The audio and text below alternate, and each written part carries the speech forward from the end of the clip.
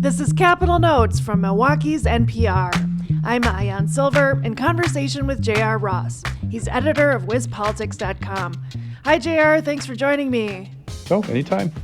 All right, so in the wake of Susan Crawford's win as state Supreme Court justice, keeping the court ideologically liberal, the Democratic Legislative Campaign Committee and Wisconsin Assembly Democratic leader Greta Neubauer hosted a virtual news conference to discuss a plan to flip both chambers of the legislature in Wisconsin.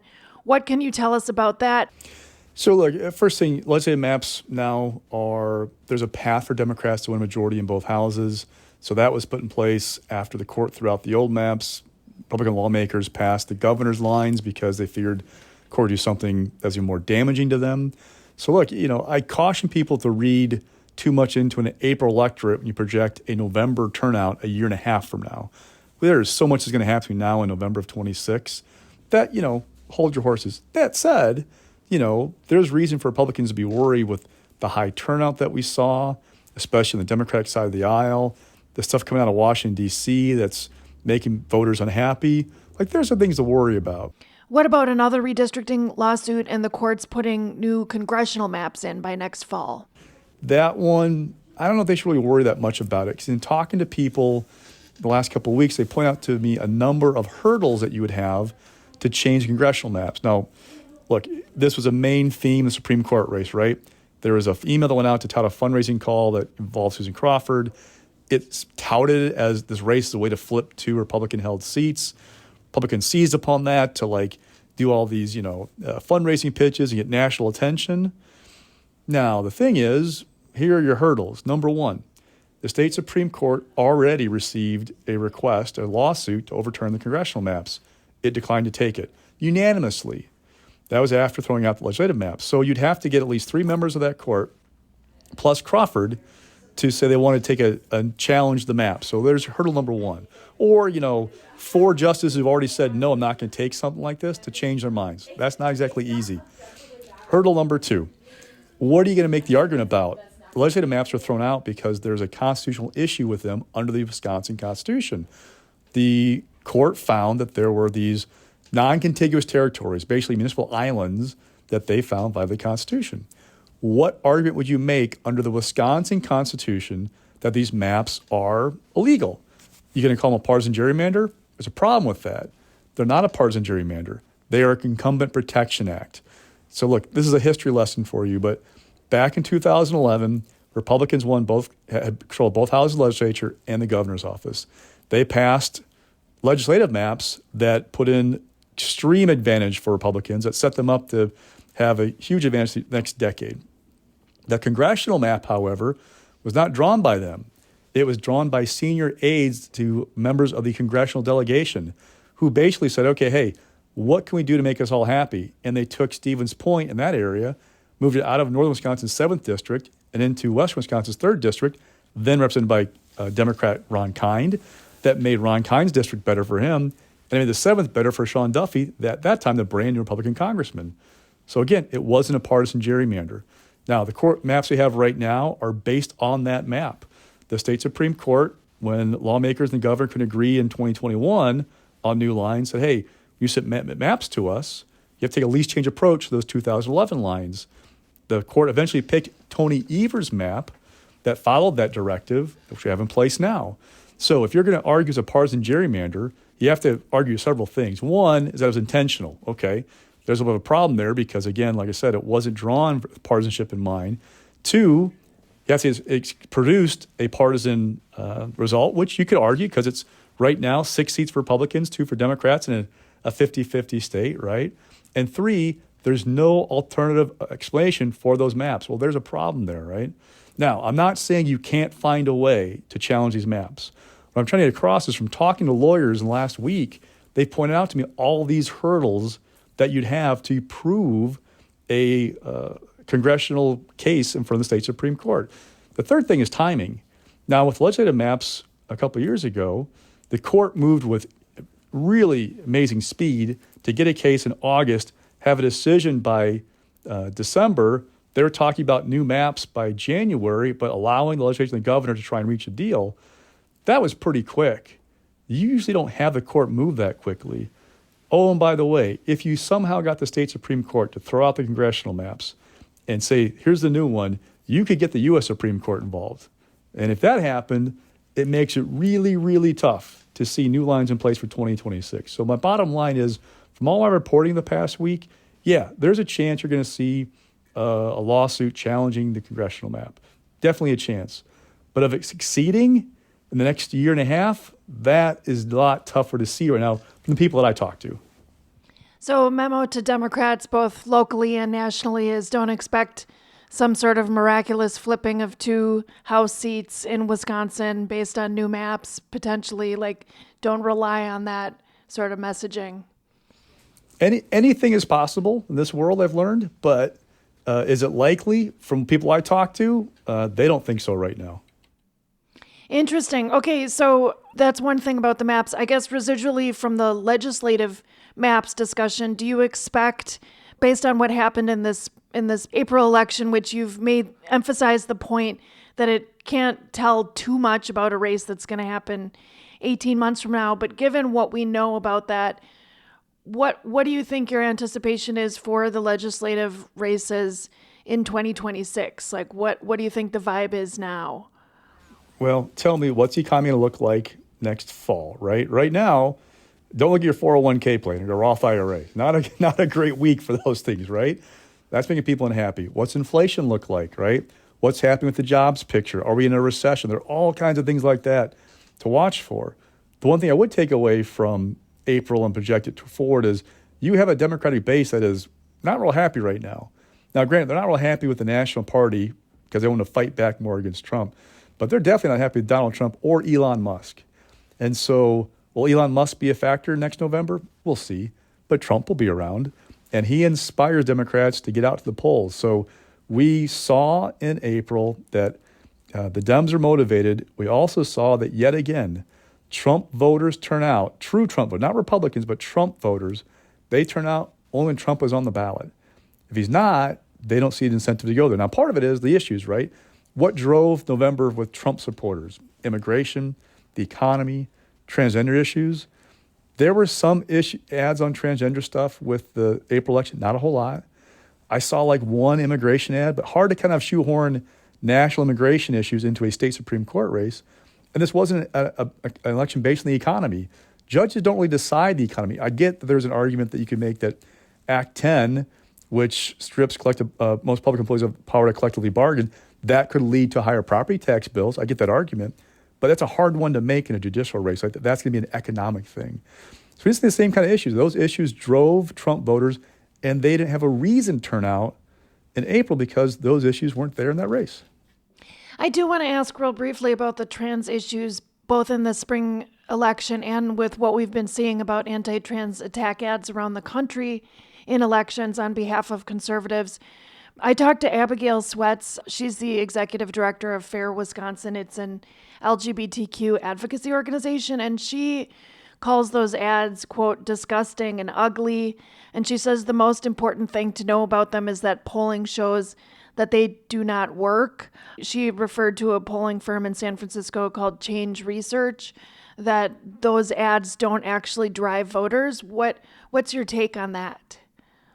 What people have told me is there's a debate about what it means for your swing voter, right? Like, it's not an issue that drives them to polls, but for the Republican base, it gets them really excited.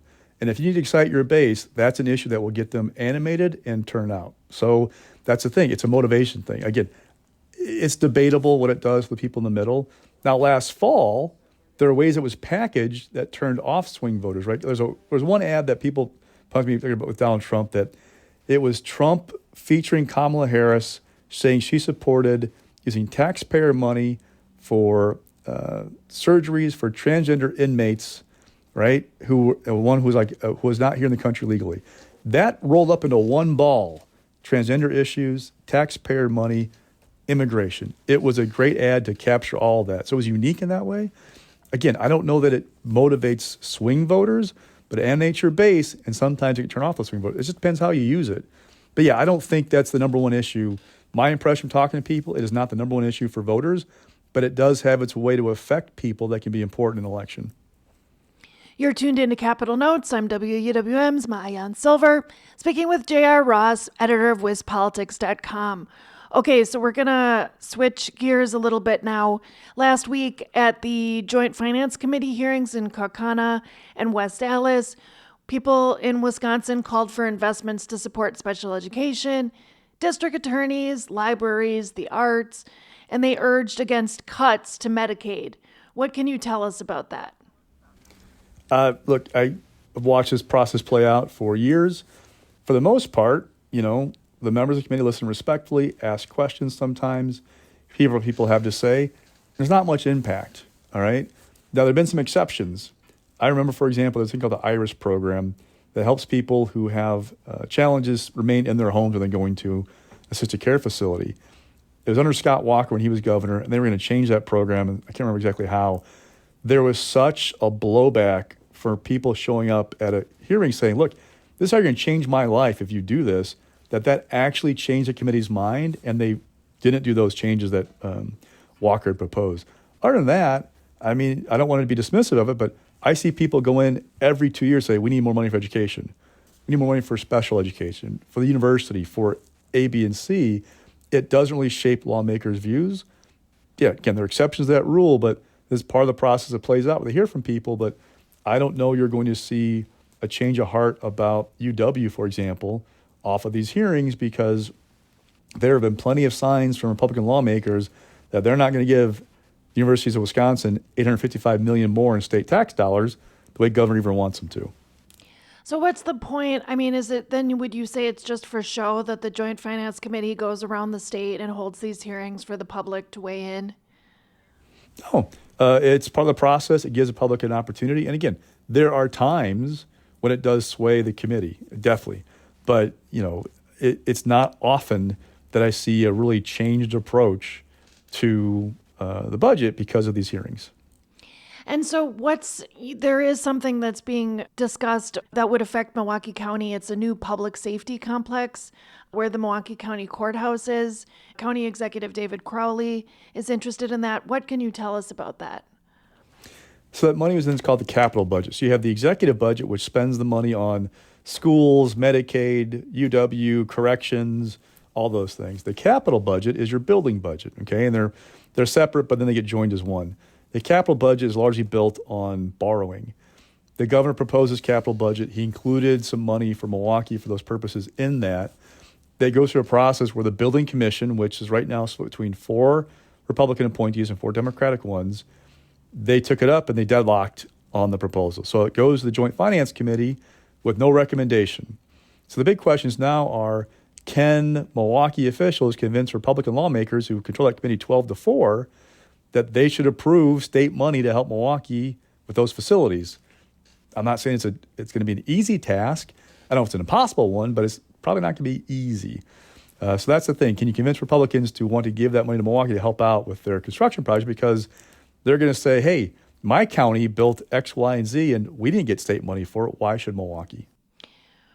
What is the Milwaukee County argument on the flip side? That counties are an extension of the state. I mean, really, counties carry out a ton of state programs. They are kind of like handcuffed a little bit in what they can do because there's so many requirements. And their argument is, hey, we're an extension of you guys. We have this issue. So much flows through us. You should pitch in and help us out. And I'm wondering, with all the focus on law and order via Republicans and how Republicans talk about Milwaukee County and wanting to have justice, why wouldn't there be an interest in having a more modern criminal justice facility in Milwaukee County? Now, I'm not advocating one way or another. I'm just telling you what their argument is going to be from Republicans is, hey, this is Milwaukee County's problem. Milwaukee County should figure it out. Like, Milwaukee County has its priorities of how it does stuff. They should be looking at how they can find the money to do this. And that's, again, not me advocating either way, but that's the attitude, because they're going to say, well, you didn't pitch in with my jail up in X county up north. Why should I pitch in with what you guys are doing? That's going to be the argument we're going to hear. And then what about this prison reform plan from Democratic Governor Tony Evers? That's a more statewide thing. Can you fill us in on what that is and what the latest is on that? So basically the plan that the governor unveiled before he put his whole budget out there was to revamp the entire system. He wants to, so we have 2 prisons from the 1800s, Green Bay and Waupun. He wants to take Waupun and turn it into a kind of almost not a brand new facility, but take down the dormitories and build new ones that make it like new and reorient it toward a job training type focus for a medium security prison, ransom maximum security prison. He wants to upgrade some other prisons around the state and move people around. He wants to expand some medium security stuff up in one place. He wants to add another juvenile prison over here. And then as you kind of move people around to free up closing down Waupun for a while, revamping those dormitories and putting people back in there, ultimately, he would close Green Bay. Local officials have called for closing Green Bay for a long time. It's on prime area to be redeveloped, but he wants to close it. Republicans want to build a new prison. So that's going to be the rub, because Republicans are unlikely to go along with the governor's plan to reduce the overall capacity of the system. The question is, if they do part of what governor wants, but then they add a new prison in Green Bay, would he veto that? That's going to be kind of a big question for the process going forward. All right, a lot to mull over here and to keep track of. Thanks for these insights, JR, and thanks for joining me on Capitol Notes. Anytime. That was J.R. Ross, editor of WisPolitics.com, speaking with me, WUWM's Maayan Silver. Listen for our segments every other Monday with an extended segment on lake effect, and check out the Capitol Notes podcast wherever you get your podcasts.